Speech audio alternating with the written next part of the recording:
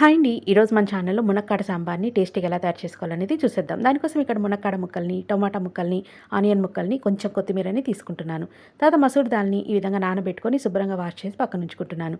తర్వాత చింతపండు కూడా నానబెట్టుకొని పక్కనుంచుకోవాలి.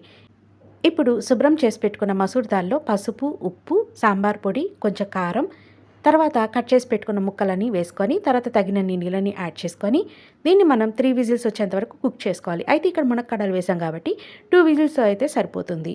ఇలా 2 విజిల్స్ వచ్చేంత వరకు కుక్ చేసుకున్న తర్వాత మునక్కాడలన్నిటిని పక్కకు తీసేసుకొని ఈ పప్పుని బాగా మ్యాష్ చేసుకోవాలి. ఈ విధంగా నేను గరిటెతో మ్యాష్ చేసుకున్న తర్వాత నానబెట్టుకున్న చింతపండు రసం కూడా ఇందులోకి వేసుకొని ఇప్పుడు ఏదైనా ఉప్పు అవి సరిపోతే ఇందులోకి యాడ్ చేసుకోవాలి. అయితే ఉప్పు, కారం, ఇక్కడ నేను కొంచెం కొబ్బరి పొడిని కూడా యాడ్ చేసుకొని దీన్ని బాగా తెల్లించుకోవాలి. తర్వాత మునక్కాడలను కూడా వేసి మిక్స్ చేసుకొని పక్కకు తీసేసుకొని పోపులో కాస్త ఇంగువ వేసి దీన్ని పోపు పెట్టుకుంటే చాలా టేస్టీగా ఉంటుంది. అంతే అండి. టేస్టీ